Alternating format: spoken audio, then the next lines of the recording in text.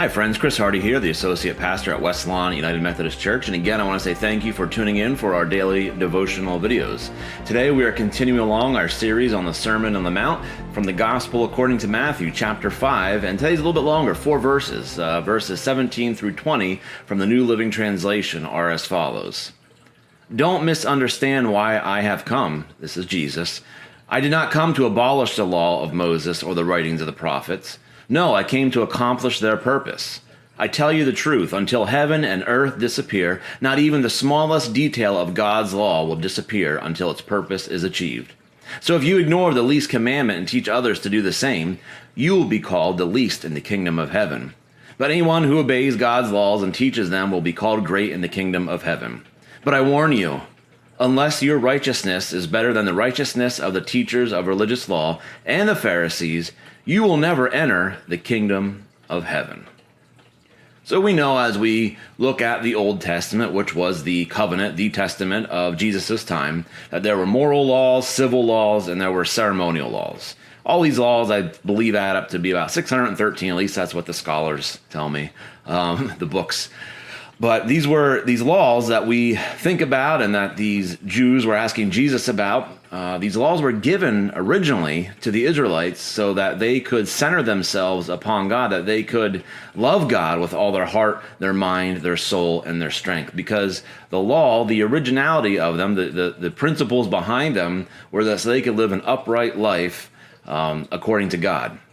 Now, as we know, as Jesus brought to our attention as well in the scriptures, that these laws often got misquoted, misapplied, and quite frankly abused.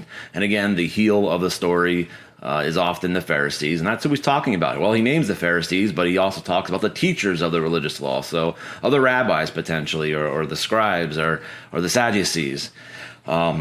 So they were abusing these laws. They were following them to the literal letter of the law, and they looked down on people, these religious leaders, teachers, and the Pharisees, down their nose upon people because that they were high and mighty in their own pride, in their own mind, because they were obedient. They were following the law and everything that it said.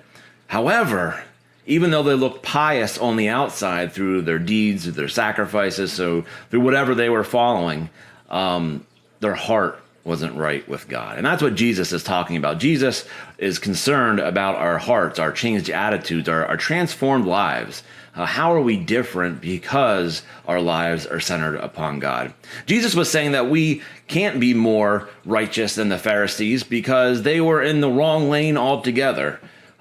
We need a different kind of righteousness. That's how we are more righteous than the Pharisees. It's not about just trying harder or being more obedient to the law just so that we can look pious and do the deed and get our daily check marks of the 613 things that we're supposed to do. No, that's not what Jesus is telling us. He's saying that we need to not be in legal compliance, but instead to be obedient to God because of our love for God. See, it's the love of God that is given to us through grace that we receive, that changes our heart, that transforms our lives, and that we desire and that we are obedient then because of what God has offered to us. You see, it's about what God does in us, not what we do, not what we earn, not what we think we earn through the moral obligations and the code of conduct that the Pharisees want us. No, it's about God and what he does in us. Our lives aren't then centered upon me, myself, and I.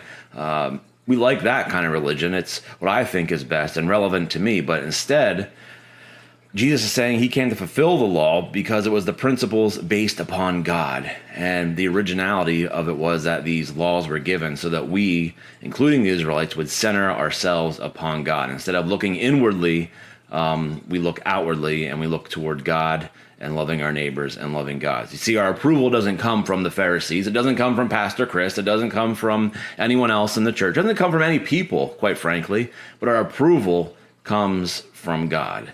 You see, when we turn our eyes and we overcome that sin of pride and we look to God, we center ourselves upon God, we do the good things, the moral obligations, the upright things, the knowing the difference between right and wrong and choosing the right path, according to Christ. We do those things because our hearts are transformed, and we cannot help but to be the hands and feet of Christ. So that's what Jesus is saying when he came to fulfill the law, and that no, it's not being abolished. It's because what's being abolished is the misinterpretation and the misquoting and the abuse of it. But instead, following what was originally there for us was to follow the law of love, because God is love, and that's why we center ourselves upon God. Friends, I hope this has been helpful to you. Again, I want to say thank you for tuning in, and may God be with you until we meet again.